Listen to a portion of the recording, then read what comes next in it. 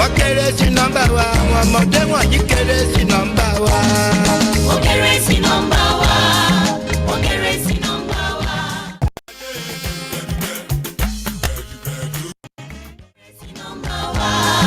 Wọ́n kéré sí nọ́mbà wa, wọ́n kéré sí nọ́mbà wa, àwọn ọmọdé wọ̀nyí kéré sí nọ́mbà wa. A ní wọ́n kéré o, wọ́n kéré o, wọ́n kéré sí nọ́mbà wa. Wọ́n kéré sí nọ́mbà wa, àwọn ọmọdé wọ̀nyí kéré sí nọ́mbà wa. Wọ́n kéré sí nọ́mbà wa, wọ́n kéré sí nọ́mbà wa. Not because I suffer fast, not because I pray and fast. No be your show, no be that. I'm watching. Daily Osinachi, Namnukwa, Osinachi. One man, Osinachi, I'm watching. Daily Osinachi, Mama, Osinachi.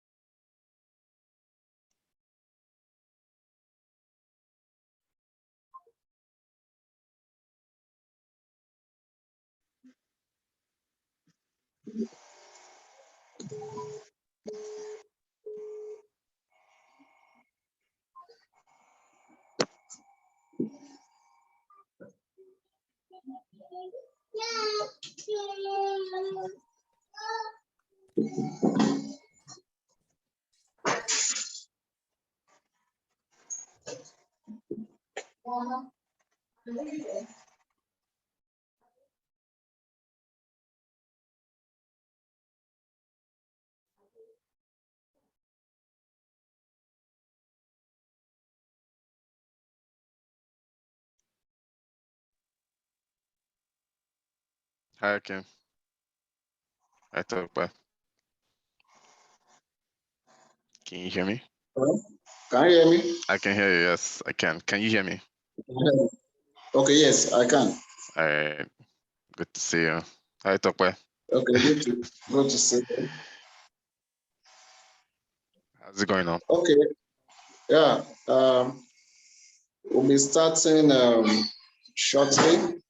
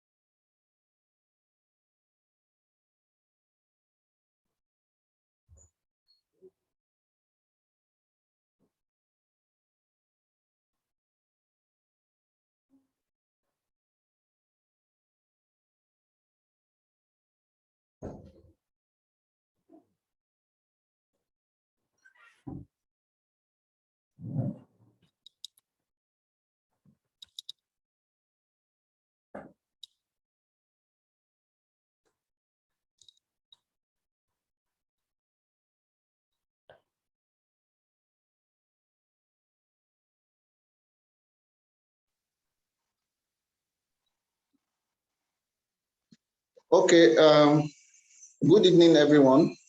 Good evening. My name is Okweyemi Akindele. I'll be chairing this panel at the ongoing Legal Studies Association conference. Today we have 5 panelists who will be doing justice to the panel topic, digitalizing healthcare and public health interventions towards SDG 3 attainments in Nigeria, an appraisal of the policy environment.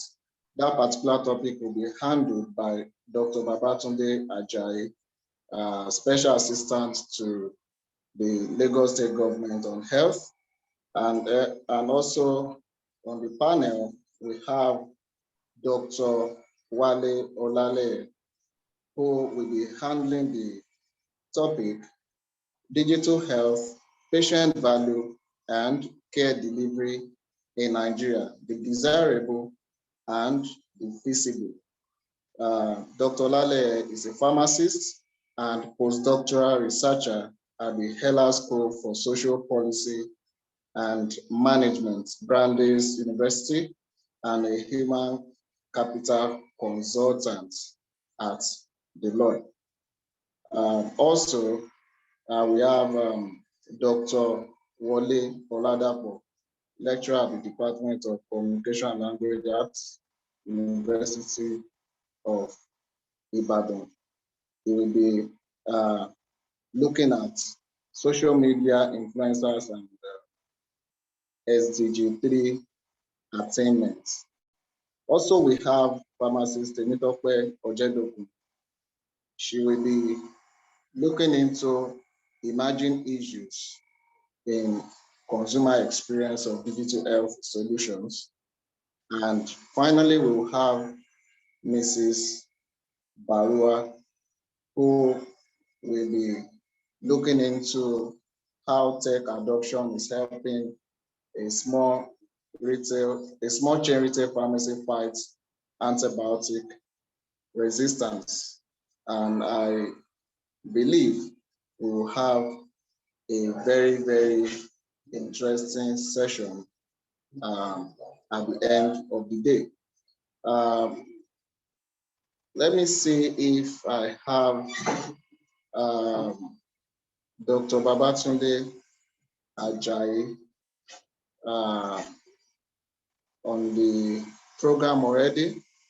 Okay, so I'll be starting the conversation with Dr. Wole Oladapo. Please unmute yourself and go ahead with your presentation. Okay, thank you very much. Good morning, good afternoon, good evening, wherever you're joining us. My name is Wole Oladapo. I'm a lecturer at the Department of Communication and Language Arts, University of Ibadan.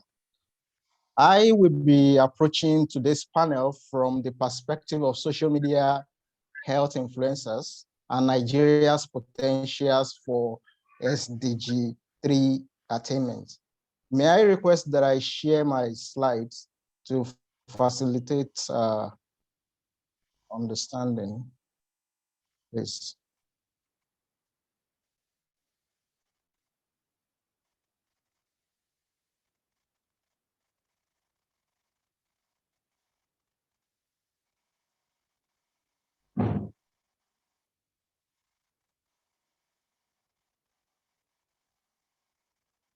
Okay, can you see my screen? Yes. Oh, okay, good. Nigeria, why do we care about the activities of social media health influencers? In the 2017 and 2020 reviews, voluntary reviews that Nigeria did about SDGs, some startling revelations were made about the dire needs that Nigeria has in some areas of health. For example, under 5 mortality, maternal mortality, the statistics were very, very poor. And also access to drinkable water, potable water among Nigerians, at least 8 out of 10 Nigerians don't have access to drinkable waters. And the government in the review acknowledged all of these as challenges. And they also acknowledge that health literacy can go a long way in bridging these gaps. Because if people know how to manage their health, the large burden that we have on the few available health facilities, the burden might be reduced to a great extent. So the government in the reviews suggests that, states that they are going to be working with CSOs in order to reach the unreached people and in order to change people's attitude, to change people's behavior, to increase people's knowledge of how they can manage their health. Now, outside of formal CSOs, there are these people in the social media spaces who are also engaged in promotion of public health literacy. Especially, this study focuses on health influencers. These are people who enjoy large following on social media, and they use the following to promote a certain cause. In this case, we are looking at health influencers who use their own influencer status to drive health messages to those who follow them in the social media space. Notably, a large number of people are now on social media spaces, and we have people across age groups, and that makes that site a very good avenue for reaching out to people. It is also interesting that when health messages are disseminated on social media, they do not have to create a special environment for the dissemination of these messages. What they do is, amidst discussions about entertainment, politics, sports, these influencers drop their messages And a lot of times they get their messages across to their audience. Existing studies are focused essentially generally on health influencers, and many of these people are not even health professionals. Many of them are just people who are passionate about health issues, and they use their large following to drive messages about health. But there are challenges that have been identified in literature about this category of people. So many of them, they derive commercial benefits, profits from their health influencer status. Therefore, they take adverts, they do a lot of things that might even stand contradictory to the health messages that they share. And during COVID-19, it was found, especially in the US, that many health influencers, health and wellness influencers, disseminated unfounded cures and so many conspiracy theories about social media, about COVID-19 causes, cures, and a lot of issues. Therefore, a lot of attention needs to be devoted to these people, what they do, the messages that they give out. But existing studies have focused on a number of things, but they have not specifically looked at those who are health professionals and what they do with their influencer status when they engage people in this space. The study answers 3 research questions. Number 1 is, what type of health influencers are the selected medical doctors that are studied in this paper? Number 2 is, what health literacy agenda do they set on Twitter? And number 3 is, how do the specific health issues on the agenda overlap with Nigeria's SDG 3 target? Who are these people that were studied? 4 of them are medical doctor. One is Aproko doctor. He has the largest following among all of them in the Twitter space in Nigeria. The next one is first doctor. He ranked second. There was a challenge when this study was being conducted. The person who actually ranked second deleted his Twitter account in the process of data collection. So the person had to be dropped. That's Dr. Olufumilayo. So Dr. Zobo and Eltatena, 4 of them were picked, 2 male, 2 female. I'm going to be talking more about them later. Queries were set to collect data. Queries were set on a website called Tags to collect data, and Microsoft Excel and Notepad were used to do the data cleaning, while data analysis was done with the software called AntCon 3.5.9, Windows version 2020.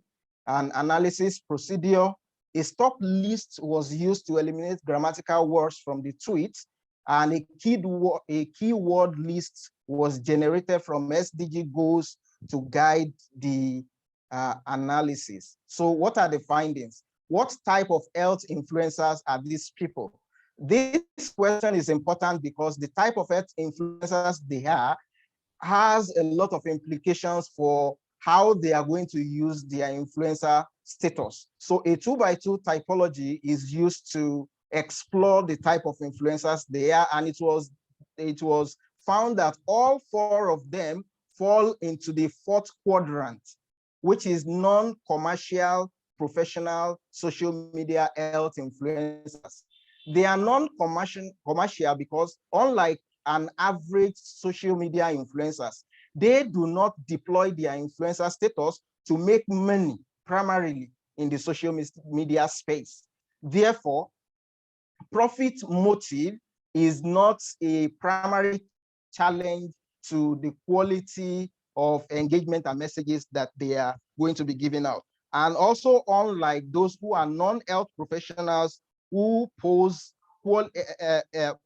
information quality risk to consumers, because when someone who doesn't have the professional training in the area of health is giving out health information, people might be exposed to risk. So these people are professional because they are medical doctors, and they are also influencers, and they don't commercialize their influences. Therefore, they stand a better ground of propagating health messages that are established on orthodox medicine, that are proven, and that is not profit driven. The second question is, what health agenda do they set for people? When their tweets were explored, it was discovered that predominantly the subject that is discussed in their tweet is disease, different types of diseases ranging from cancer to malaria to typhoid and so. And next in rank is reproductive health, sexual and reproductive health. They devoted a lot of attention to that as well. Also, they give people hints about useful health practices, people's health. For example, they talked a lot about women's health, about men's health, and the peculiarities of each of them. They also discourage a lot of harmful health practices. Also, they talk about other health issues like mental health, like stress. They also talked about mortality reduction, like under 5 mortality, and they talk about sanitation, which received the least attention. The third question places side by side the issues that rank number 1 to 10 in the discussions of these health influencers and the targets that Nigeria set in the SDG 3. The number 1 to the most talked about, it was realized during the analysis that a lot of attention was given to useful health practices. From time to time, they post asking people to drink water, to pay attention to their health, not to consume things that would damage their health. And also a lot of attention was paid to, specifically, as I said earlier, to women's health, to men's health. Among diseases, cancer and malaria ranks very high. In fact, cancer is the third most discussed issue in the entire data set, while malaria is number 8. Reproductive health issues also were predominant. Pregnancy and the menstruation, among others, were discussed in their tweet. They also discussed smoking, the harmful effect of smoking, while they also talk about mental health.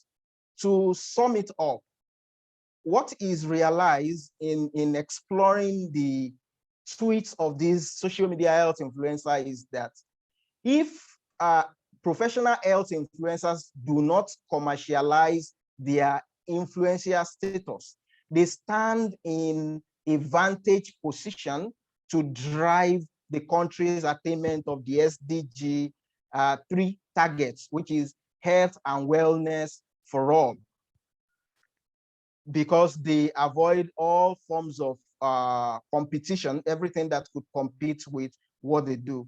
And they have the message because they are trained, they are professional, they know what they talk about. And the most important thing is that, observation is that these medical doctors, these social media health influencers, they stay within the area of their, they dwell largely within the area of their specialization. With 3 out of 4 of them were reproductive health specialists. And they gave a lot of attention to issues around reproductive health. And given all of this, it is obvious that even though the government is out in the streets, NGOs are all over the place, government is on mainstream media reeling out campaigns, there are a lot of people who are digital natives, who are digital migrants, who are perpetually on social media. And these health influencers stand in a vantage position to bridge that gap to reaching that critical category of people. Thank you very much. Okay, that's a brilliant presentation by Dr. Wole Oladapo. Let me quickly say that if you have questions, please put them in the chat in the chat room. I'll take note of those questions and I'll put them to the concerned panelists during the question and answer section. So now let's move on to the second presentation by pharmacist Temitope Ojedokun from the Research and Health Policy Department of Instafarm Healthcare.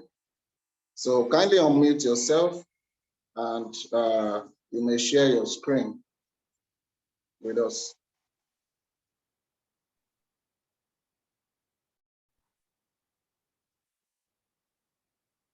Just a minute. Please go ahead. Can you hear me? Yes. Yes, okay. So, good evening, everyone. I'm pharmacist Temitope Ojedokun. And let me share my screen now so that you can follow me. Okay. Just a minute. You have 12 minutes. Can you see my screen? Yes, please go ahead. Okay.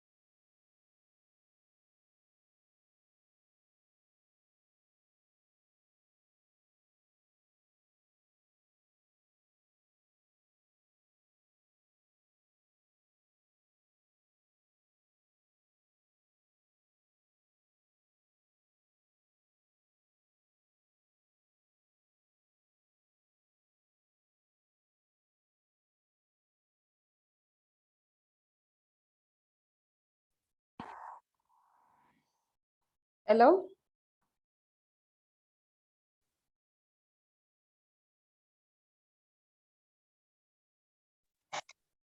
Am I back on?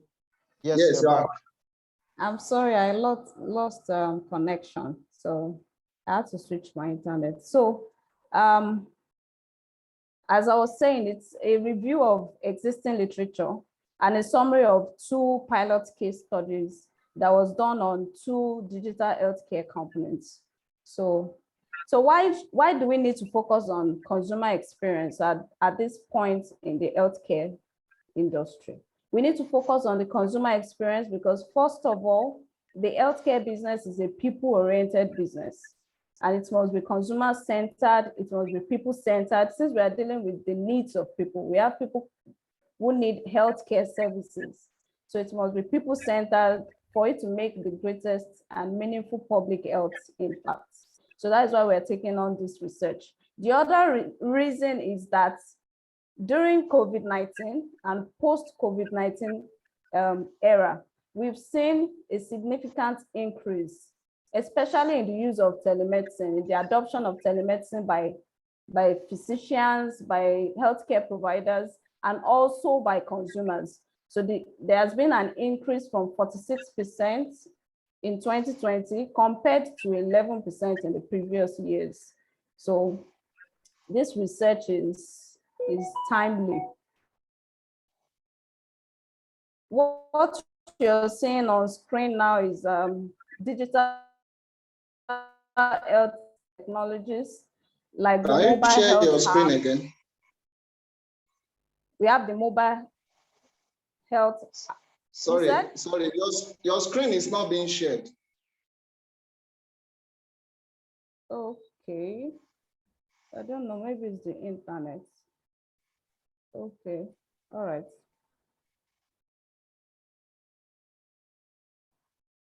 And if you can restate your topic again, please. All right. What about now? Yes, we can see your screen now. So just restate your topic and take it up from where you stopped. So this presentation is on emerging issues in consumer experience of digital health solutions in Nigeria. It's a review of existing literature and also a summary of 2 pilot case studies that were done on 2 digital healthcare companies. And we analyzed the experience of the consumer on those 2 platforms. It's an ongoing research, and so let me just jump right in. So we have consumer experience. Why do we need to be concerned about the consumer experience when it comes to the use of digital health solutions? Digital health solutions are seen a significant increase in its adoption, both by consumers and by healthcare providers. So at this point in time, we need to study what the consumer is experiencing, what are their needs when it comes to the user interface, when it comes to the experience of the digital health platforms. Also, the healthcare industry there's a change. There's a change of power. Before now, it used to be top-down, physician or healthcare giver-led approach. But now the consumers are interested in their own health. They want to take charge of their health. They want to have a say. So power is shifting and changing hands towards the consumer. So that's why we've launched into this research. So here are some examples of current digital health technologies. We have the mobile health apps, we have telemedicine, we have wearable devices like the digital inhalers, the wristwatches for measuring the number of steps one has taken in a day in terms of physical activity. So we have all forms of digital health technologies. But in this presentation, I'll be focusing strictly on telemedicine and teleconsultations. So what is telemedicine? Telemedicine is simply offering healthcare services, diagnostic services, or generally healthcare services. It could be diagnostics, it could be care services from a distance. And this helps us to reach people who are in remote areas. It also helps us to reach people who are in areas where there are limited health facilities. We have a huge number of Nigerians who are busy. Nobody likes to go into the hospitals and spend hours. Research has shown that the average waiting hour of each person when they go to the clinic is usually 3 hours or more. So people want to save time. Time is money after all. So people want to save time and they would rather opt into teleconsultations where they are available. There are basically 3 categories of telemedicine. We have the store and forward form. And this could be as simple as taking screenshots of your lab results and then pushing that screenshot either via WhatsApp or any other medium to your healthcare provider. And then the healthcare provider will respond when he or she is online. So that's the store and forward formats. We also have the self-monitoring formats.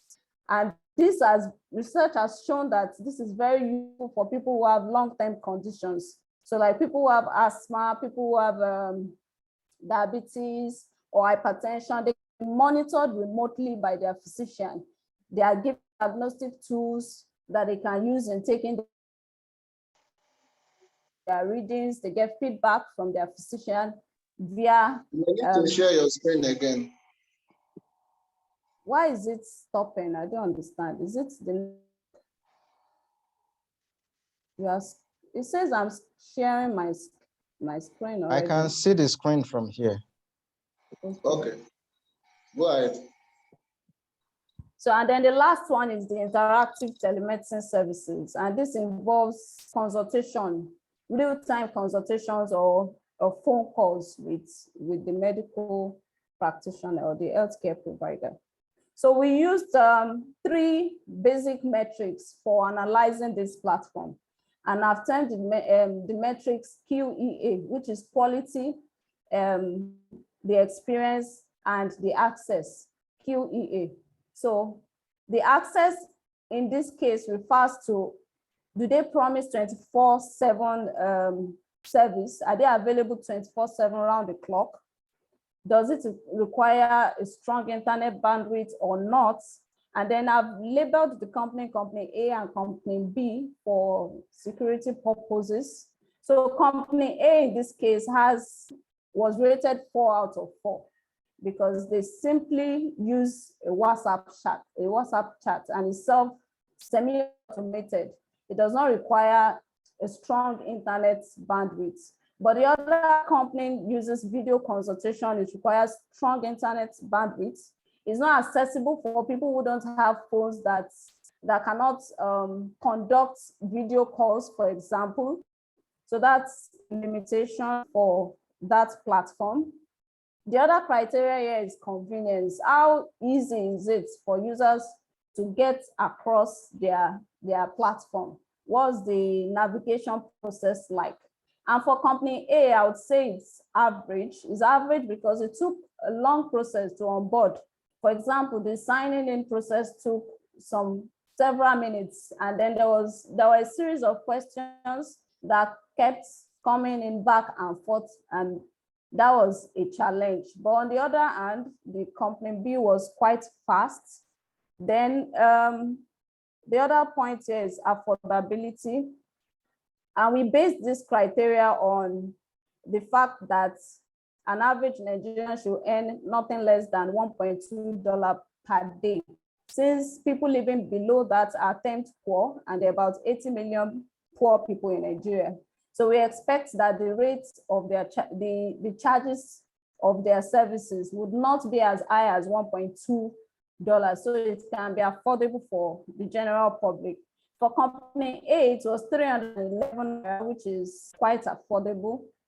And that fee was for a whole week, and that's equivalent to around 64 naira per day. The other company, on the other hand, charged 3,000 naira for a session, and a session is just 15 minutes. The engagement rate was low with the first company. There was no personal interaction.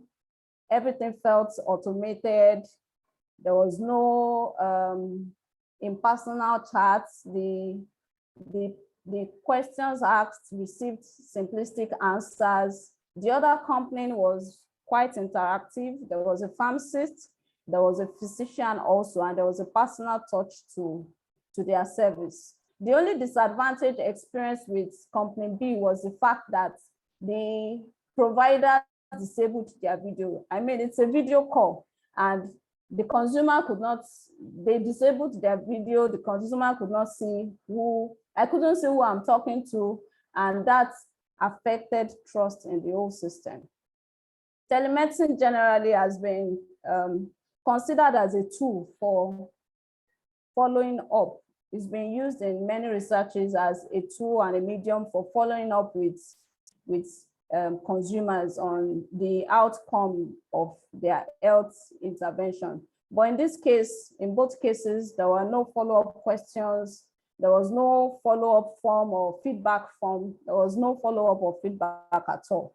The last criteria which I'll be discussing is speed, and this is quite important because the first aim of the telemedicine consultation is to save time. People want to save time. People want to have access, immediate access to their physician. So time is very important in assessing this platform. And we assessed them based on, okay, what time does it take to sign up, the time it takes to pay, and then the time it takes to actually see the healthcare provider. In traditional settings, traditional healthcare settings, research has shown that it takes about three hours or more. So sometimes people go to the hospital, they book the whole day for that consultation.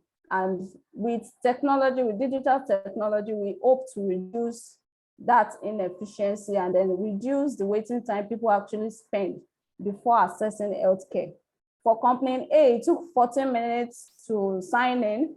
It took 19 minutes to make the payment, and there were not enough options in terms of payments. They only used card. So for customers who don't have card, for example, they could not make a transfer and they could not use other forms of payments, and that's a disadvantage. For the other company, there were options. Card transfer, bank transfer was also available. And then it took several hours. It took 4 hours for the patient to finally see the physician on platform A. On the other hand, it took 16 minutes to see the physician on platform B. So there's still a major gap when it comes to the time it takes for people to actually see their physician. And I think one of the reasons for this is the general shortage in healthcare personnel. So recently we've seen a tremendous reduction in the number of healthcare practitioners available in the company. So that's one of the challenges that telemedicine is facing at the moment. So these are screenshots of the platform. This is platform A that uses WhatsApp majorly. This is platform B, is user-friendly and easy to navigate as well. So the challenges generally as observed in this study, the first thing is the professional veiling. So the face of care providers should not be hidden in a virtual consultation, as this affects trust. So we expect that when a teleconsultation is going on, the providers should unveil themselves, they should introduce themselves so that the consumer will have trust in the system.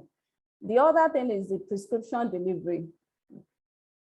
Company B was insisting on sending the clients their drugs, and they refused to release the prescription except the client is ready to have them deliver their drugs. The company is in Lagos, the client is in Ibadan, and it will take probably 2 or 3 days before the clients will actually get their drugs. I feel this can be resolved, for example, by collaborating with established pharmacies, for example, in Ibadan, or at different locations where the consumer will be. So, and that will help reduce the time it takes for the consumer to get their drugs. The other thing is literacy. So people who want to access medicine services must be able to read and write. They must be digitally literate too. Can they use phones? Can they operate, for example, an Android phone? There's also a problem with people who have poor internet receptions, people who live in remote areas. There's the issue of data poverty, and we are making interventions in terms of, okay, let the government come in and ensure that there's good internet receptions, even in remote areas. So we need the government to step in this aspect. There's a risk of exclusion. So for people who have high defects, people who are blind, people who are deaf, they will still be excluded from the benefits of digital health consultations. There's a challenge with privacy. People are usually concerned when they go online and they use the internet and share information. For example, on the platform, we had to share card number, your name and address, email. So this platform have the responsibility of communicating to their clients, to their consumers, that their information is kept confidential. So that should be always shared. There was no point at the engagement with company A where a privacy document or a confidentiality document was shared with the consumer. There's an omission of actual physical examination too. And this can be resolved by collaborating with other healthcare practitioners around the world. There's something, what's the name of this company now? You need to round off in about There's some a seconds. digital health there's a digital health company that's currently embracing that, and they bring in other practitioners on their platform, either they are within their location or outside, so that when there's a need for physical examination, these practitioners can step in and actually do a thorough physical examination. So I've made some recommendations earlier, and with physical examination, like I mentioned, there could be a virtual care team to ensure that this process is conducted and is similar to what people experience in the hospital setting. Also, there's a need for continuous and ongoing research to assess the consumer experience on this platform, so that where there is a need for re-engineering or a need to change or tweak the platform where needed, this would be done in due time. So I think I've come to the end of my section. Thank you for listening. Thank you. Okay, thank you for that wonderful presentation. Without Thank you. any further delay, we'll be moving on to having Dr. Wale Olale.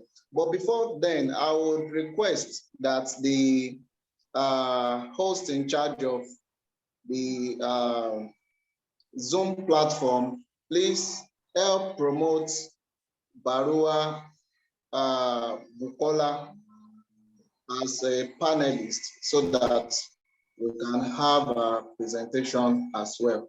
Thank you. So Dr. Wale Olale, please go ahead with your presentation.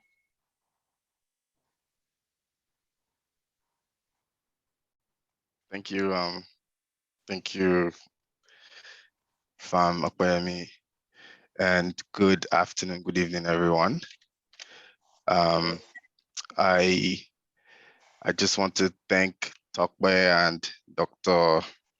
Oladapo for their presentations. You guys touched on very key things that might come up in my presentation, and I'm just hoping that we would have a good discussion afterwards. So today my topic is digital health, patient value, and healthcare delivery in Nigeria, just aligning with the theme for this panel. And what I'll be focusing on is what is desirable, what is feasible, and what is important. I added that last piece as I was putting this presentation together. And I believe I'll be speaking from the perspective of health technology solution providers. And I'll be sharing some thoughts with you, all of you today about a case study I'm working on, and just looking to get feedback. So this is a brief outline of what I will speak to today. I'll give a brief introduction. I have a summary of the case that I'm working on. Just looking to get feedback from you guys, but from what I'm hearing, I feel like I've gotten some feedback already from just the use cases that Dr. Oladapo talked about in health literacy, and what pharmacist talked about in terms of health telemedicine. So just looking to get some feedback on those. I would summarize the lessons that I'm learning from this case study, and what I think is the way forward in terms of how I feel, how I think digital health solutions or health technology solutions should be assessed or evaluated in Nigeria to determine their value and their impact before implementation. And so, just as a quick start, digital health and health technology play a very vital role in improving healthcare. There is a lot of evidence that touches on that, and I would not go into the statistics, but there is a lot of evidence around the world about the value that health technology plays in improving access to care, improving quality of care, and improving the efficiency of care. Tokwe that just touched on a few of these things, where you talk about COVID. With COVID, people are we're staying at home, and most people are staying at home more, and so to reach their health providers, they're using different health technology channels to access care. And also the efficiency of care. You talked about wait times being so long, and people just wanting to be able to get care without having to be burdened by the long wait times, but also the quality of care. Technology solutions have been able to capture health information more accurately. There's a lot of there's more accuracy with diagnosis, but there's also the piece of capturing healthcare data, vitals, and being able to transmit and share so that we have healthcare, just healthcare information available when it is needed and by who it is needed by. So there is a lot of value and there's evidence to that. The second piece to just this, my summary is understanding the various use cases for technology is very, very, very important in determining, you know, what technology we need to use, we want to apply for what and in what context. And the second piece is understanding the context is also very, very important it's critical to the success of an intervention. So what that means is there are so many use cases for technology. Dr. Oladapo talked about health literacy, you talk about telemedicine, there is electronic medical records, there are wearables, you talked about wearables that just capture vitals and transmit. There are so many use cases for health technology in care delivery, but we need to think about the context when we decide on what use cases we want to use. That's I think it's a really huge point. So for example, the use cases in Nigeria would not necessarily be the same as the use cases in Ghana, you know, just depending on the context. And the use cases in Nigeria or Ghana is definitely not the use case in America or in Europe, most part of Europe, just because of contextual factors. And so those things I think are things that need to be considered when thinking about the application of healthcare technology solutions for care delivery. The third piece of my presentation is there is so much to be desired, and I'll just touch on that on the next slide. There's so many things to desire in terms of health technology solutions and the value they offer to healthcare delivery, especially in developing countries, but all around the world. We've seen so many things to desire, but in the Nigerian context and in the context for a lot of developing countries, only a fraction of what is desirable is feasible. And I think this is something that we need to always put into consideration when deciding on how to use technology for care, because if you're designing or you're building something that is desirable and wonderful, but you cannot implement, then there is a challenge there. And we'll see some of that from the case study that I will share just in a few minutes. So thinking about the desirable, considering everything that is desirable, but focusing on what is feasible based on the context is very important. And then I have some lessons that I learned from this project in Lagos with health technology solutions provider and the solutions they were developing. I will share those in a bit, and then I'll wrap up with just these two frameworks: the World Bank Control Knob framework for assessing health systems and health intervention, and the relational society framework that both offer insights into how health technology solutions can be assessed and selected, assessed, and determined, the impact for those solutions determined before they are deployed or before they're even designed. So what is desirable?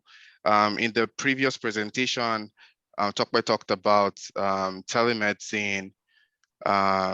She talked about wearables. Dr. Oladapo talked about health literacy, so medical information, education. There's diagnostic. I think Tokwe mentioned that too. There is electronic medical records. There's so many things that are desirable in terms of what technology, the value that technology offers to healthcare delivery in Nigeria. So many things that we can think about, so many use cases. But what is really feasible? That is the bigger question. There we can like a lot of things, but if they cannot work in our context, then why bother doing them? Why should we bother doing them? Why do we focus on them? So I would just to answer these questions, I would start with my case study. It's a very short. I've summarized the case study here, very short, and then hopefully just discuss my thoughts after this, and then open up to questions. So in 2017, I was contracted by a health technology startup in Lagos. I've labeled the company here Company A just for confidentiality purposes. This company was established pre-pandemic, so it was a very good time to be thinking about some of the solutions that they were thinking about, and would have been they would have made a lot of money during COVID if things worked out. But the company was developing a bunch of applications, healthcare applications, and they positioned themselves as an integrated health technology company offering telehealth. So like Tokpa said, virtual teleconferencing, video conferencing for their clients, for their patients. They were also offering some form of emergency medical services. So they had developed an application that is sort of like an Uber for ambulances in Lagos. They had also an application for insurance products, and also a pharmacy application for pharmacies to deliver to do home deliveries of drugs. But also another side of that was for pharmacists to also be able to purchase and manage their supply chain. So an integrated healthcare system. Very, very wonderful ideas. Very, very wonderful ideas. At the time that I got invited to the project, they had started to build the solutions. They were at the point of developing a business case for the solutions, the products. At that point, the company was fully funded by the founder, so it was bootstrapped, and he had put in a lot of money. Very, very wealthy guy. He plays in the pharma industry in Nigeria. Very, very wealthy. He's an importer of pharmaceutical products, and so he had put in a lot of money just believing that this product will work. And then most of the applications they had developed were service offerings that they started to test in Lagos. So a lot of the testing that they were doing was in Lagos. At the time, also, the guy had invested about $1 million into the project. In 2017 value, that was maybe 250 to 300 million, something like that. So he had put in a lot of money, and he was hoping to build a business case to get funding from investors. And up until date, that company hasn't launched yet. They haven't launched any of their solutions. No products have been launched. All the money, they're still existing. They haven't gone down the drain, but they haven't launched anything with $1 million or a little over right now invested. And so my quest is with this case study is to figure out what the problem is. What exactly is the problem? Why, with all these wonderful ideas, with all this monies that has been put in, why hasn't the product launched? So that's what my case study is about. I also recently found that in 2016, the Nigerian government, in partnership with the private sector, have put together a Nigerian national e-health strategy, which had the goal of delivering and enabling universal health coverage, whereby Nigerians will have access to services that they need without incurring financial risks by the year 2020. So that was 2 years ago. And I'm thinking to myself, have we achieved this goal? I don't know. I don't know the answer to that question, but my guess is no. My guess is we haven't achieved the goal. And so a few things that I've been pondering on, and I feel like are lessons learned from the Lagos case study is, just a few points here. And, I hope we would be able to discuss this during the discussion. The first thing which which I highlight here, is I think we need more metrics to assess feasibility and impact of health technology solutions that we want to put out there. So one of the things that I noticed is when with most health technology startups, when they are trying to build a business case, the metrics they consider is, mobile phone penetration, internet penetration. A lot of people focus on those things as the main metrics for determining the business case. But there is less focus on patient value, right? What do patients value? Customer satisfaction, like Tokwe was talking about it, customer experience, like Tokwe was describing. What do patients really value when it comes to interventions like this, right? I think it's a metric that needs to come on all those business plans that people produce for funding, because this particular metric drives health seeking behavior. And if you develop a product that people do not use, then it's going to fail, right? Because people do not value the product. And so I think that metric needs to be at the forefront of most metrics that go into business planning for health technology solutions.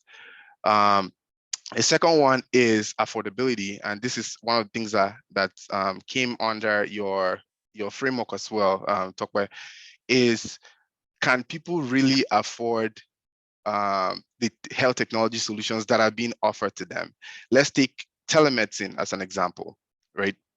Telemedicine or telehealth, whether it's teleconferencing or video conferencing, or regardless of what channels they use, it requires investment in data. It requires investment in subscription for some of the applications. How many people can really afford this, right? This where we think about healthcare technology solutions to address some of the biggest challenges we're facing, but most of the people that currently use the health technology solutions we have are people that already could afford healthcare. They are people that live in Lagos. They're the Lagos elite. They are not people that live in the rural areas of Gombe.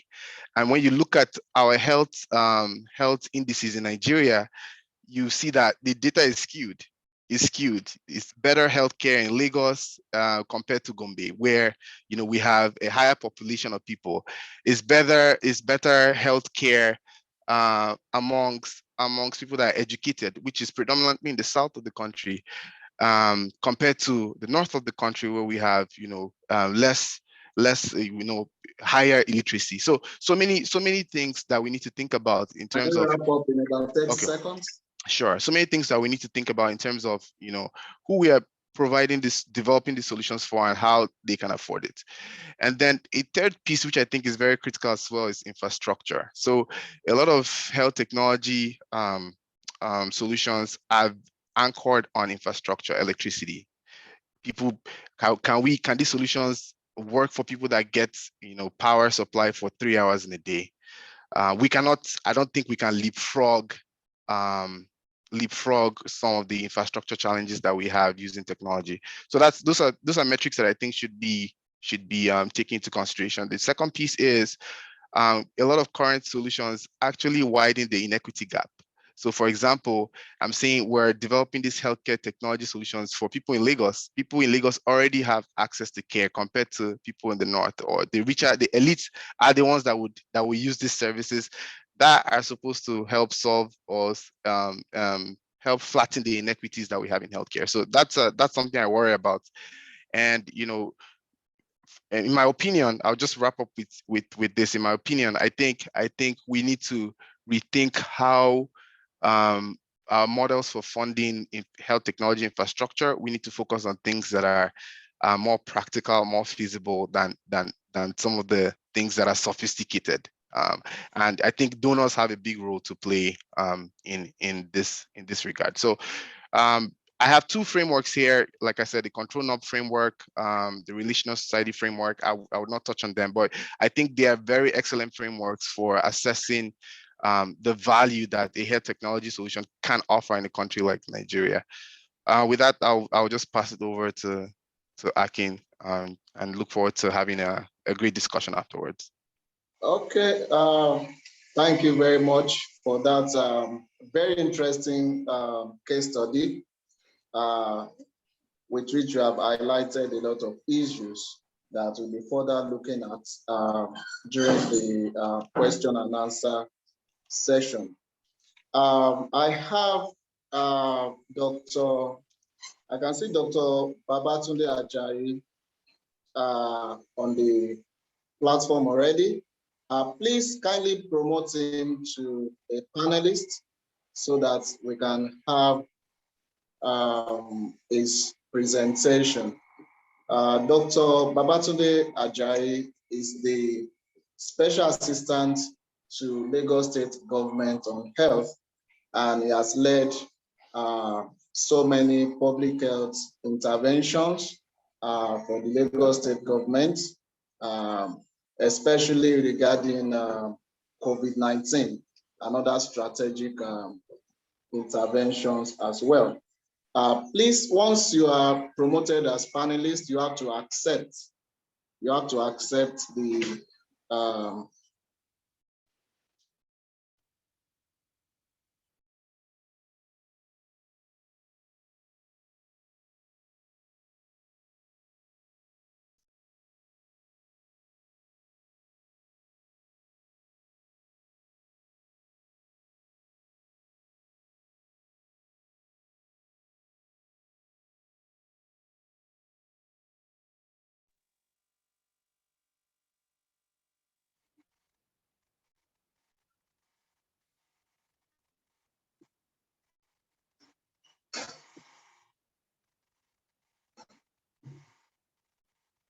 please permit me to quickly chat the person in charge of the upgrade of participants. I'm sorry, good day. Hello. Yeah. This is the issue. In the participants, I can only see Batunde Ojebuyi, not Batunde Ajayi. Are they the same people? There's a Tunde Ajayi. Tunde Ajayi. Yes. Okay, is here. And for Kola Buuwa, I have been trying to promote the person, but I haven't. They haven't accepted the promotion request. Kola Buuwa. And also, please, as for all panelists, can you please put on your cameras for a photograph? We need it for the LSA promotion, please. Thank you very much.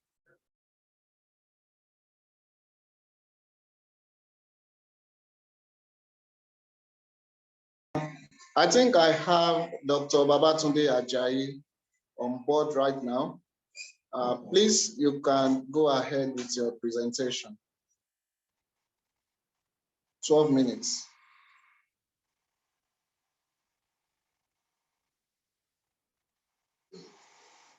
Good evening, everyone. Glad to be here. Thank you for this opportunity to share a couple of things with you. I'm trying to pick up my presentation from my documents now, if you'd permit me for a bit.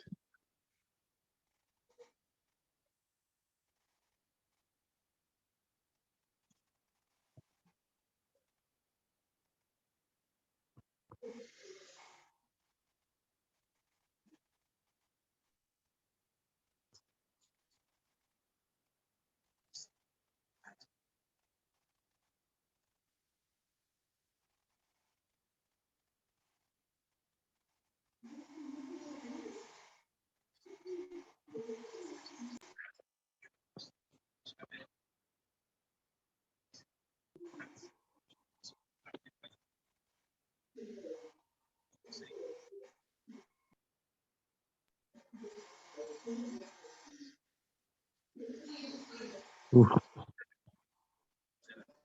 Apologies, it's looking like my document is on my drive and I can't seem to pull it out.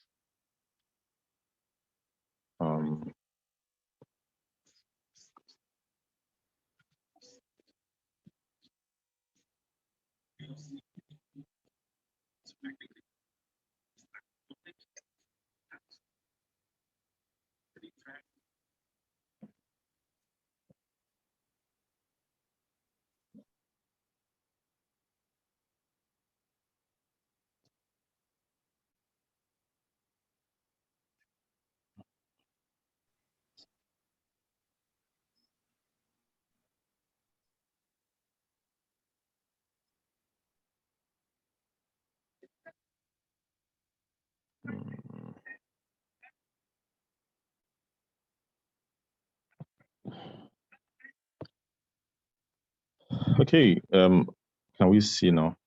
Let me see if it's something I can even swipe. Oh. Can everyone see my slides now? Yes. Okay, so good evening, everyone. Apologies for the delay in pulling up the slides. I wish I could have access to my desk at this time, but I'm in transit, and for obvious reasons, I asked that we should please do this virtually. Thank you all. So I'll be speaking very quickly on digitalizing healthcare and public health interventions towards attaining SDG 3. Towards attaining good health and well-being of the people. And in this context, I'll be talking about Lagos and indeed Nigeria. Okay, so in these slides, I would quickly run through this agenda as shared, as you can see. And then I think it's important to mention that digitalization has transformed the entire universe. And there was no better time to realize this than during, COVID. COVID is gone now, but then it just helped us realize the importance of digital technologies and interventions and how they have transformed our world, how you can now work from home, without questions, how you can now do things remotely, and how it has impacted healthcare. So of note or worthy of note is how we have been able to manage many things and upgrade our services from 0 to, let's say, 40 or 50%, digital digital penetration. So obviously the healthcare sector in Nigeria, I don't have enough data to say whether it's globally, but in Nigeria, for instance, the health sector has slowly adopted and embraced technology. And that's basically for many reasons. Top of the reasons for me is actually cultural. I think that we're not a people that are quick to train or that are quick to get trained and use certain services or new things. So I'll give quick examples. If you install, like the previous speaker was saying, if you install EMR in a facility where the average nurse is not able to use a computer, you train them, but because they are used to a certain structure, a certain method, you rather just keep it that simple. You rather just leave it like that. They are slower to adopt it, and it is interesting to also know that we didn't start using EMR in Nigeria or in Lagos last year, or we didn't start 2 years ago. We actually did start a very long time ago, and this was several failed attempts that we had. So I remember clearly as early as 2007, 2008, 2009, we had the EMR installed in Lasuth, and we had all of the computers and everything, but the adoption was very low. And after a while, people started using it to charge phones, started using the computers and the UPSs to charge phones. But as it is now, we're now getting to that point where technology is advancing very quickly. The demand is increasing, and we don't have full control over it. So the only thing we can do is to embrace it. That said, may this slide not embarrass me today. Trying to move to the next slide now. Okay. So basically, if we're trying to achieve everything that the SDG says, the key components of SDG 3 would be to end preventable deaths and all of these things that we have seen here. But trust me, there is a link in every single one to achieving digital penetration. And I'm trying to be sure that I'm allowed to share legal stories. But in all of these things, we have adopted technology in several ways, and in many different interventions. So a lot of the time, the kinds of things that would determine an intervention in health may not necessarily be health-based. I'll give examples. If the reason that you have a low turnout in a certain general hospital is because the road is bad, the part of the general hospital is not the one that will fix the road. It's going to be Ministry of Works. So fixing that road is technically a healthcare intervention, but it is in its own core, not health. So those things generally determine, the pace of work and how quickly we can adopt these things. The factors that have affected our, adoption or our achievement of SDGs 3, basically, you have awareness, you have, the trust that people have in the system, you have issues with the healthcare workers and how much of them that we can do at the same time. For the healthcare interventions, what we have been able to do so far, well, I would say that vaccination is one great thing, then motor vehicle safety, we've achieved safer workplaces, control of infectious diseases. We've also been able to tackle non-communicable diseases. We've had safer and healthier foods, healthier mothers and babies. Family planning is a thing that has advanced the frontiers of healthcare. In terms of digitalizing healthcare, there's a great increase in the adoption and the cover of precision medicine these days. And precision medicine, has come to stay, and how each person's care is personalized. So with that, we're able to deliver care that is very, very distinct and very deliberate, personalized to each person. And also, digital healthcare would help you improve patient experience. Clearly, if a patient doesn't have to leave home to talk to a doctor, then that patient is happier. Saves him the travel time, saves him the cost of transportation. But more importantly, is that at the core of medicine at the core of clinical medicine actually, is the need to feel and touch patients. While your symptoms may align, you also need to feel the patients, you need to touch the patients, which is maybe one of the reasons that we've not been able to scale too well on our digitalizing healthcare strategies. So Nigeria is currently embracing all of these strategies. We have several startups that have done well.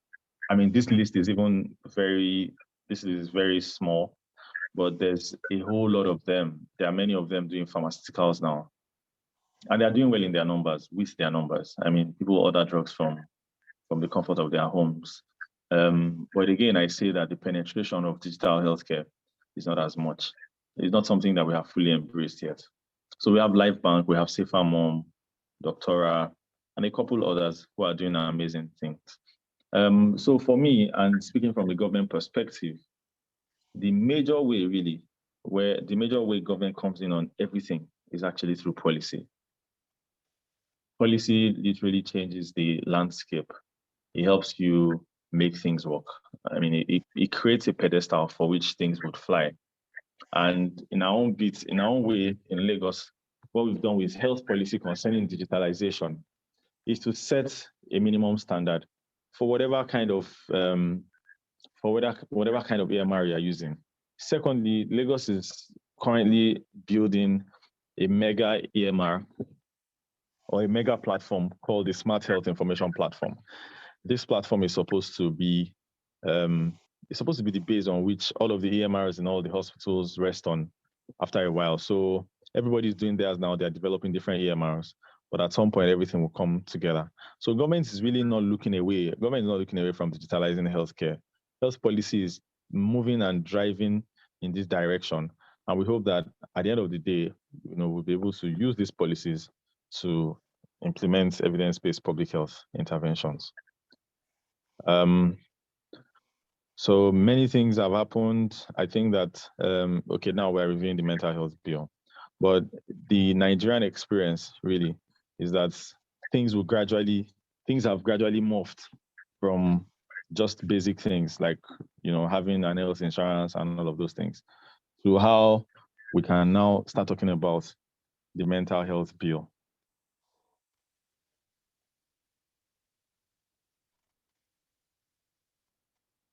So in summary, I would say that what we've been able to achieve in Nigeria, and in Lagos indeed, is that our health platforms, our digital health platforms have, significantly improved. It is way more, the traction is seen better in private sector. And I can tell you clearly that any hospital worth its salt in Lagos actually has leveraged digitalizing healthcare. On our own side of government, we were able to digitalize a lot of it, all of the things you saw when you traveled into Lagos and where people called you to ask if you had symptoms, if you had tested. And if you had symptoms, they triaged you on the phone and then told you whether to go here or there. And some people even had drugs sent to them when they had symptoms. All of that is on the back of our digital health platform. So we had a platform we called EcoTelemed. EcoTelemed really just made it a lot easier to do surveillance and tracking of patients who had come into Nigeria and who were tested and had symptoms. So on that end, we were able to seal things. We were able to make sure that we had an eye over everything that was happening. We could see at a glance from the dashboard on EcoTelemed who was where and how each person was faring. So one key thing really, and which is one of the things I strongly believe, is that the development in any sector in every country is driven by the private sector. I make bold to say this because while you would say that, oh, this country runs a socialist system and they mostly have their services free, for places where things are liberal, where you are not bound by certain rules and it's not autocratic and you're able to set things up by yourself, the private sector has the liberty and they're absolutely in control of the pace of things. And even going by history, private sector starts innovations. They're the ones that bring in things into Nigeria. They're the ones that are able to start private digital healthcare. The first digital pharmacy or electronic pharmacy is private sector led. In fact, the government sector has not even adopted digital pharmacies yet. So I feel and I strongly believe that innovations are driven by private sector. And I would encourage as many of us who are, part of this conversation to pay attention to what we're doing in our own private space and try to see if we can, innovate more and drive more digital penetration into the healthcare space. I'll just take another example now. In the fintech space, policy came up and caught up with the speed of innovation that they had in that space. And again, this is global. In Nigeria, it's the same. We had the likes of them, the unicorns, the likes of them, Jumia, the likes of Konga and the fintech guys that came after them. There were really no regulations around payments and all of those things at the time they started. And now the advantage they had was they were able to get good traction. So what usually happens is that the private sector will go ahead, lead innovations, and then government tries to catch up with regulations and policy. As we speak now, we don't have adequate regulation for the IVF space, for instance. Government is still going to have to catch up with that. So the advantage we have as African innovators is that we're in a virgin land and you're able to disrupt very easily. You're able to, in fact, I think that we couldn't even create a category for health tech companies until very recently. We struggled as a government to even understand initially that health tech was a thing. So we then caught up with that. So as a disruptor, as an innovator, you're able to create new things. You're able to play and experiment around with things before policy catches up. And by the time policy is coming, you will be at the table when those conversations are had, because government cannot regulate a space where it doesn't play. Human identification, services, DNA services, and all DNA testing and all those things currently are not very regulated. So any player in that space that is willing to digitalize and disrupt is free to go ahead, and then policy will catch up, and you will definitely be at the table when those conversations are had. So thank you very much. I would close here, and then be happy to answer to questions when they come. Okay, thank you very much for that insightful presentation. I'll quickly have Barua Bukola's presentation next. We're supposed to end this session by 7, but we'll see what we can do. If you can have a few more minutes to do question and answer section. So Bukola Barua, over to you.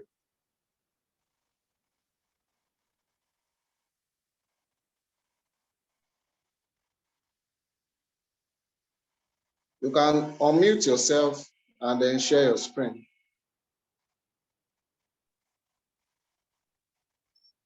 Good evening, everyone. I want to share my screen. I'm Bukola Barua.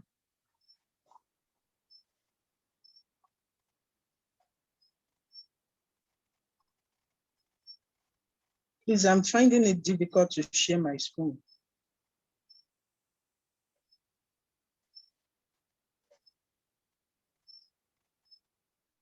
Good day. Sorry, please, Tunde Ajayi, can you please stop sharing your screen so that she can have her turn? Okay.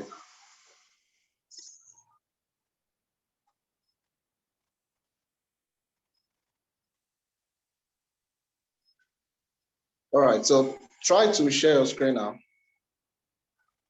Okay.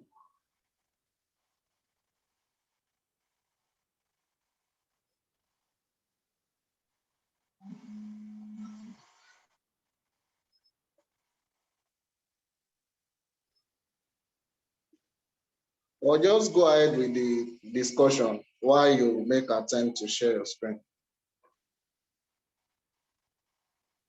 Okay. Good evening, everyone. I'll be presenting role of EdTech adoption in community-based typhoid settings. Insight from a 5-year data from a small chain retail pharmacy. Let me share my screen. Please, can you see this?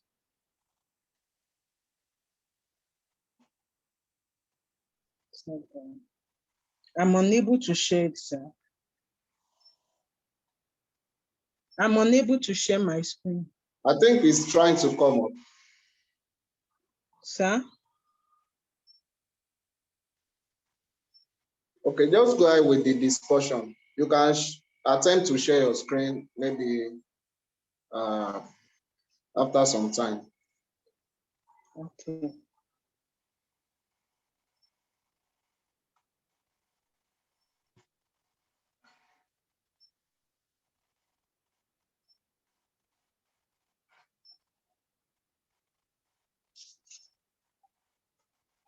Okay, your screen is live. Okay. Yes. So antibiotic resistance. As we all know that antibiotics are medicine used in treating and preventing bacteria and infection. Resistant bacteria multiplies even after you've taken antibiotics. And the major cause of this is the misuse and overuse of antibiotics.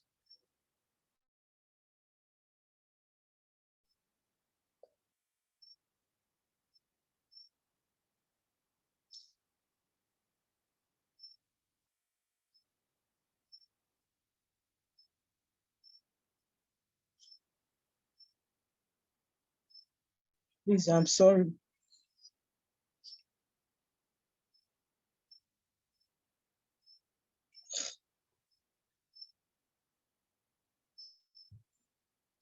Okay. Health tech is the application of skill and knowledge developed to solve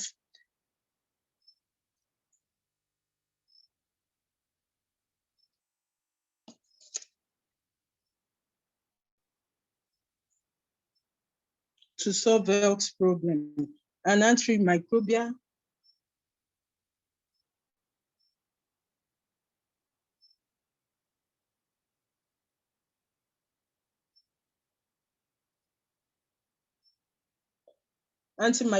stewardship is a framework which entails concerted efforts directing at reducing antimicrobial antibiotic resistance.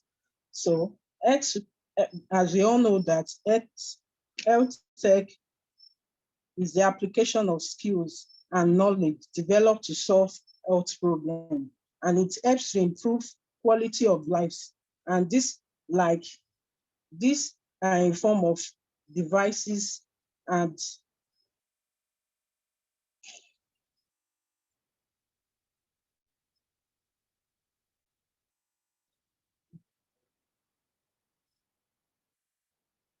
they educate on how to reduce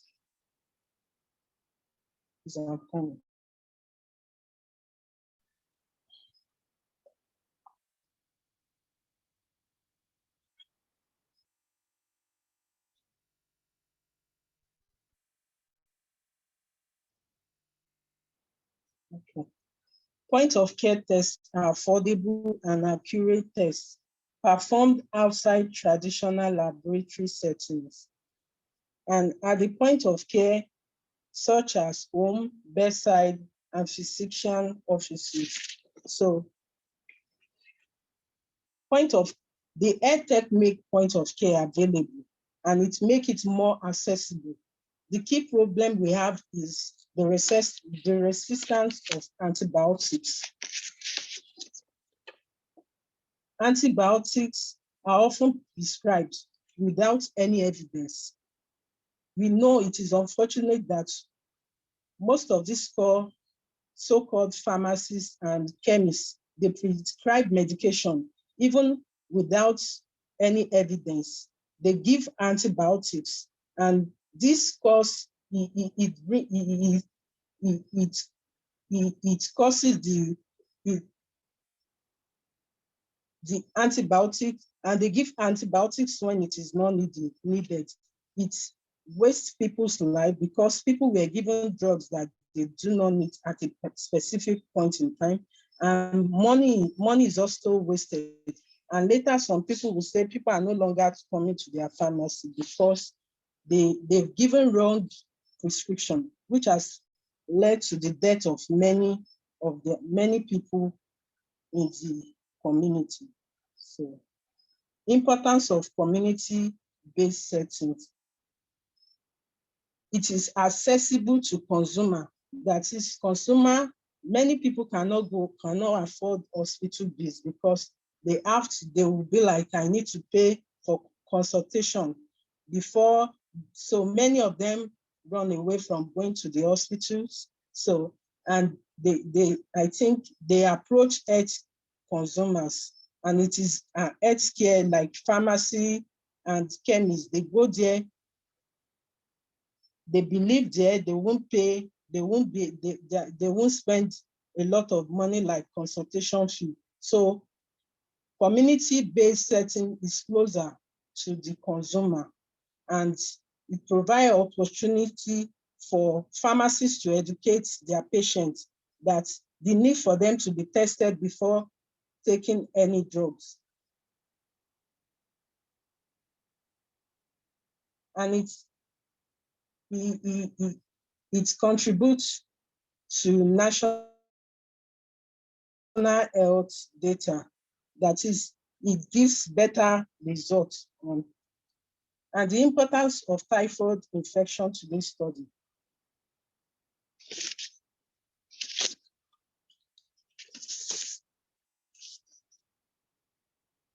Typhoid fever is a bacterial disease that is gotten through contaminated water, food, and close contact with people. And some of the symptoms are malaria, high fever, headache. And most people, when they have these symptoms, they believe they have typhoid. So they will go to chemists and pharmacists, and some of the so-called pharmacists will not, without carrying tests, they will just ask them, what have you used before? When last did you treat malaria? Even without carrying out tests, and they'll give antibiotics. So it is one of the major causes of antibiotic resistance.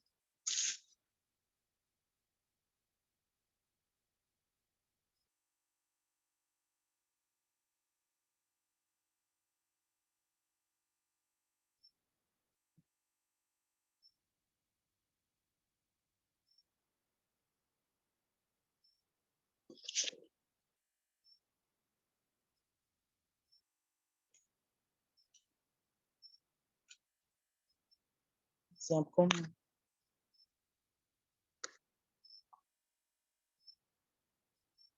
So importance of, my phone is hanging, please. Okay, point of care testing for typhoid infection. Research has shown that adopting point of care technology pharmacy can improve antibiotic stewardship, because people will be educated on when to use antibiotics, and people will be educated and they will see the need for them to be tested before taking any medication. Typhoid rapid testing kits, it provides this opportunity. With the technology, it helps to make accurate detection of typhoid infection. And in turn, it helps pharmacists to make the right decision by not giving wrong antibiotics. Our study objective is to determine the prevalence of typhoid infection in communities pharmacy setting using typhoid rapid diagnostic tests, and to assess the relevance of pharmacist-initiated typhoid rapid diagnostic tests in promoting antimicrobial stewardship and improving surveillance of typhoid fever among people. The methodology. This is a cross-sectional study. Our research is based on, we revisit some of our past records from 2016 to 2010 and 21. So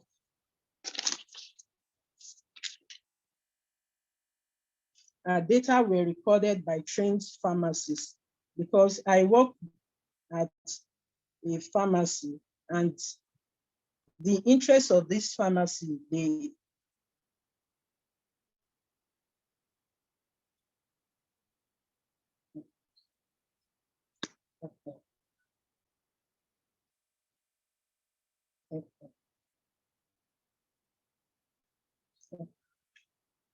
it was fun to be helping people towards proper diagnosis of typhoid infection. They educate people on the need for them. They educate people and make them see why they need to be tested before taking medication. Our inclusion criteria, only patients that can afford to pay for the test were included.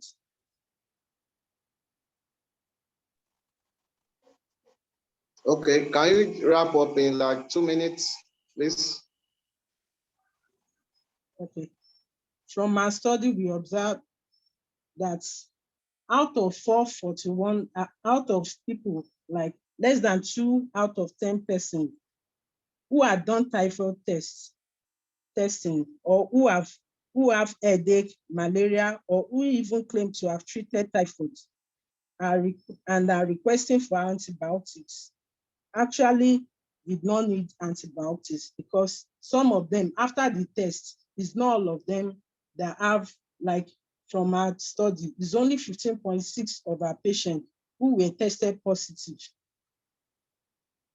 And the prevalence was high among females who are single and there is an association, a significant relationship between marital status and typhoid fever.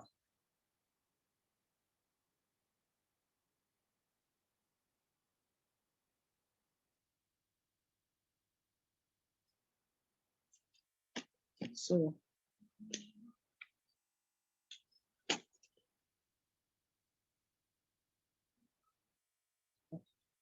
point of care testing for typhoid infection.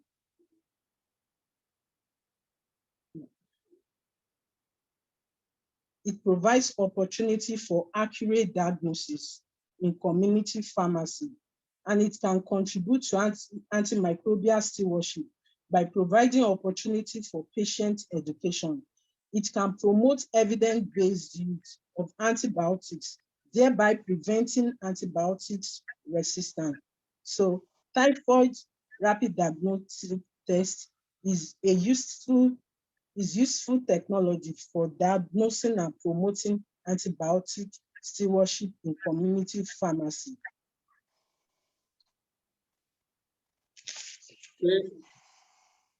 Thank you very much.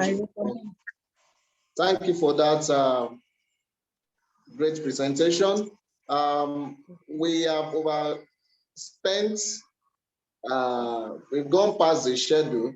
So what I'll just do is to see if we could take questions within the next 5 minutes. Now, let me start with this question. Dr. Wole Oladapo, Dr. Jebui is asking you why the choice of doctors or influencers from the same or similar ethnic group, and whether that whether it has implications for health messages shared and agenda set. Can you answer that in about 40 seconds? Okay, thank you very much. It wasn't intentional. It was discovered that so many of those health practitioners made their accounts private, so you can't download their tweets. Another one, which I stated earlier, is that one other user deactivated his account who is not from the same ethnic group, and that accounted for having the same people. Subsequently, maybe perhaps when the study is expanded, that aspect might be considered. Thank you. Okay. Now, the next question has a policy perspective, and I'll be putting that to Dr. Babatunde Ajayi. In your presentation, you noted that there are cultural barriers to adopting digital health solutions among health workers, especially in the public sector. So is there a policy in place, or should there be one? Should there be a policy that gives a kind of incentive for people or health workers in the public health sector to adopt digital health solution? Okay, thank you for that question. I think that the solution would really, yes, there's a policy, but the solution would really not be to institute a policy for that. So it's going to be a lot of engagement, which we have started. For instance, a consultant and a professor, when they see clients or when they see patients now, they're supposed to type in their findings. Ordinarily, culturally, the consultant doesn't write anything in Nigeria, he just dictates, and somebody is just dictating even without looking or without checking what the other person is documenting. But yes, you now have to continue to engage them and then explain why it has to be done by them and the legal implications of having someone else enter it for them, how they can use their phones and their tabs to put in what they think.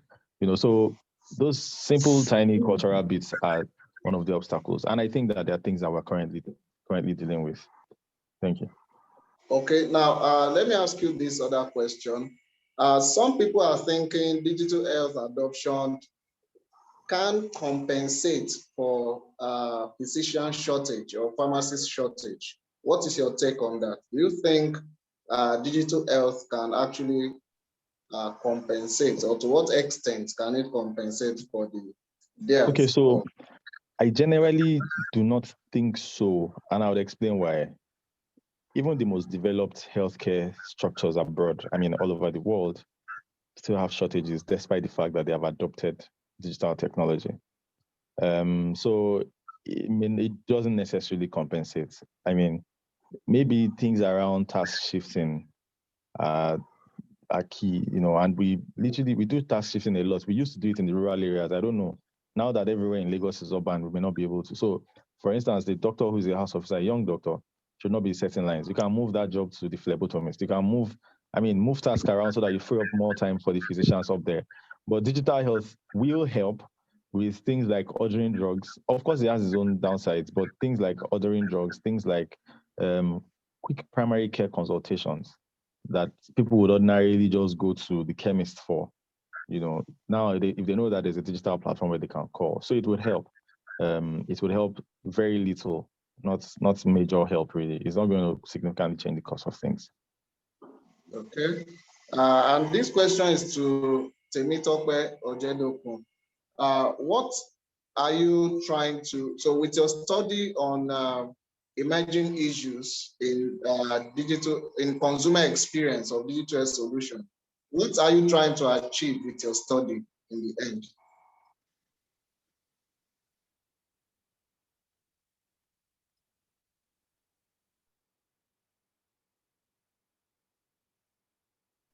You need to unmute yourself.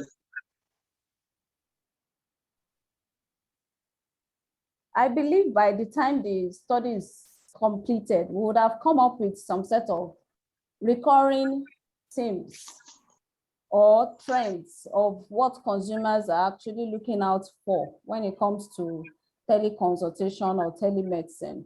What are their key needs? So that the developers, the technological developers of this software would ensure that whatever they are bringing up to the consumer has already taken care of these needs. So is it ease of access? Is it ease of payments? Is it do they want to interact for longer period with the healthcare practitioners?